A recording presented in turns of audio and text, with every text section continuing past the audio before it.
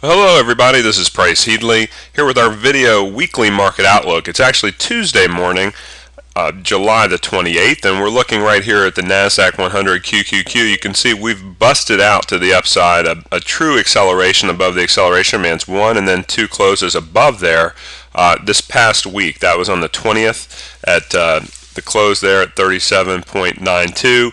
Here we are right now sitting up about a point and a half above there, 39.35. You can see our percent R also went bull confirmed back here on the 16th, and so from that perspective, both of the key strong trending measures to the upside are looking good for now. The only concern that you have to look at when you're looking at the technical picture is that people would say, are we too extended? I'm not so concerned if we're too extended. I'm concerned if public sentiment has gotten a little bit too optimistic. That's why it pays to look at indicators like the VIX. So we want to take a peek at the VIX, and so on our Trixie chart it's actually the caret sign, VIX.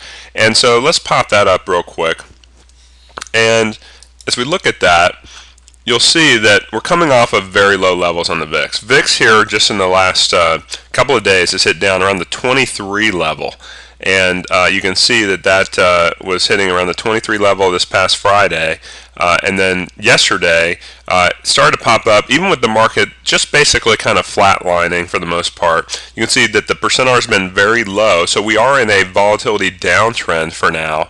But my concern is that when we're hovering down near the lower bands here, you can see that just about every time we've gotten down there, even within this overall uptrend since March, you're in a situation in which you need some kind of a snapback at least to the midpoint of the acceleration bands, which happens to be the 20-day simple moving average. So you can see that each of those times we've gotten to the lower band, we've had some kind of a corrective quick little pullback in the markets that's caused volatility to spike back up at least to its midpoint. You can see at the start of July we got near those lower bands down around 24. It's actually ended up spiking up to 33 right at the short-term low in the markets where we got back up. So you can see that that'd be an expectation where we could see another spike up, possibly not just back to the midpoint around 26.3, which is the 20-day average. Right now we're sitting about 24.2, but bottom line is that we would be thinking that we'll probably see, since it is summer, since we do expect some continued market choppiness, look for a spike back up towards the 30 level. Right now the upper band's 30.8.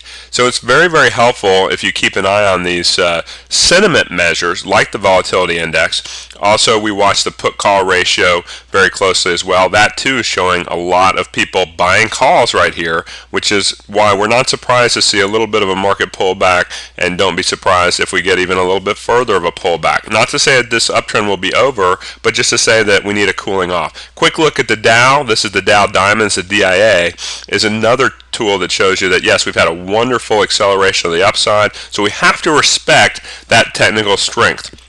Those of you that recall when I was bullish back in late March, I said, yeah, this is great to get these upside bursts, but then don't be surprised to see little pullbacks, and you want to be ready to buy the dips and the pullbacks rather than chasing the breakouts. We feel like chasing the breakouts strategically is not usually the right move in these kind of markets. You're usually going to be better off to wait for the retest, wait for the pullbacks.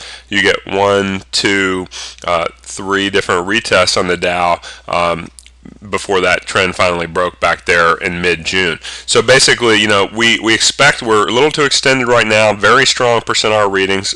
People would say that's hugely overbought. Remember, we like it when it's overbought as long as the market's proved that it wants to keep going up, which this market so far has. And so we're going to be looking for a retest back down under that 80 threshold using the percent R the big trends way as a real key next spot to buy. So we're saying right now we'd be playing it a little bit cautiously, but looking to buy the dips once we get a little more meaningful dip. So stay alert and have a great trading week ahead, and we'll see you next week.